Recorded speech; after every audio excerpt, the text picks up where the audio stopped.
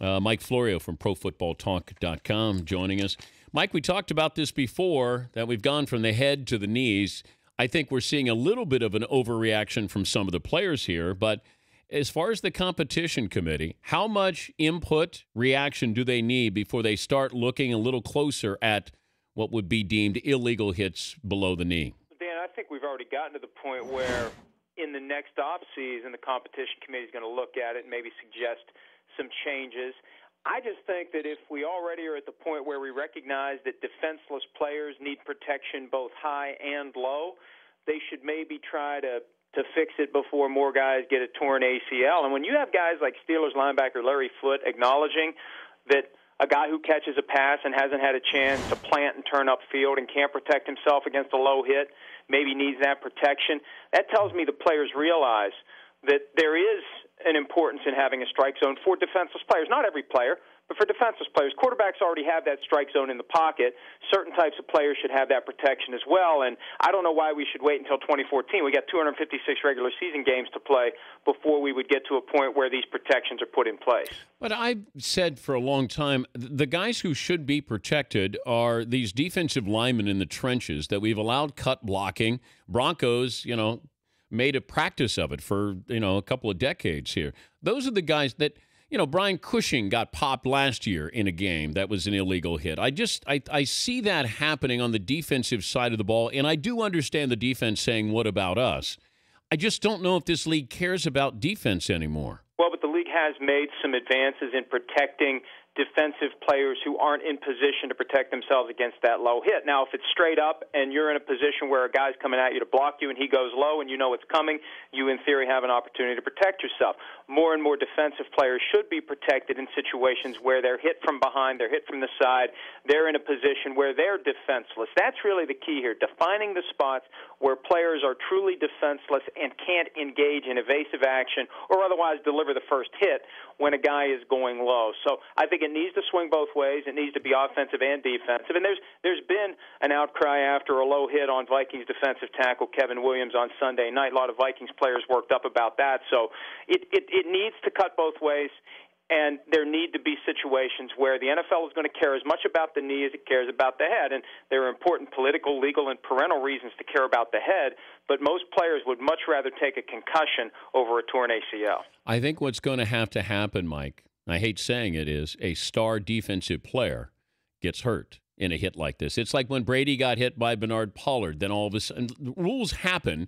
It's usually a reaction to something. We're very rarely proactive. We're waiting for something to happen. Controversial call. We need replay. You're exactly right. I mean, that's the way the NFL does it. The NFL doesn't spot the worst-case scenarios. The NFL sits back and hopes the worst-case scenarios don't happen. And when they do, okay, we'll take care of that. Whether it's we can't review a field goal via replay, whether it went through until there's an embarrassing outcome as to whether or not a field goal went through the uprights. Now it's reviewable. That's the way the NFL does it. It would be nice if the NFL would try to spot these things and fix them before they happen, especially when it deals with player health and safety. He's Mike Florio, ProFootballTalk.com, joining us. Dan Patrick Show. Adam Schefter of the Mothership says RG3 expected to start the opener. Well, Tom Brady's expected to start the opener, too. I mean, of course he's going to play in the opener. Everything points to RG3 playing in the opener. Yeah, but RG3's coming back from that's the thing. It's not really a surprise. He's going to play. And if you saw the video before that game last Monday night when they were getting ready to play the Steelers, during warm-ups, anytime you see RG3 moving around at field level, it's scary how quickly he can change directions. And when he decides to turn it on vertically, he becomes a blur. He runs exactly the way that he did last year. The only difference is he's got that brace on. So this guy's ready to go. The bigger question with RG3, can he stay healthy? I mean, you may as well paint a target on that knee, because even though defensive players aren't allowed to talk about it anymore after the Bounty situation, they know that there is value in testing that knee, hitting that knee, and if you can knock RG3 out for the game or out for the year, you embrace that. That's what football is all about. It's a battle of attrition. But we saw this with the Ravens, in particular Terrell Suggs with Colin Kaepernick in the Super Bowl. I don't care what happens on the play. Once you hand that ball off, I'm popping you. And I think you're going to see that certainly with RG3 and Colin Kaepernick. Now, how much does the NFL police these hits? Like, what is considered, legitimate here? that you're not defenseless, or I can hit you because you're not deemed a quarterback. How is that going to work with these guys who do make a living running? Well, once the quarterback decides to become a runner and exits the pocket, a lot of the protections disappear. Now, you still can't get hit high if you're outside the pocket and you ultimately throw the football. We saw that with Colt McCoy and James Harrison a couple of years ago. But that's what the Steelers did last year to RG3. The quotes are out there.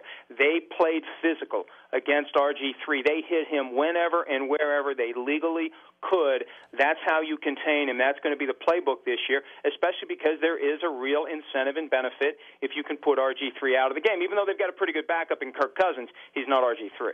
Quarterbacking situations, who starts for Bills, Jets, and Raiders week 1? Is Jim Kelly available for the Bills?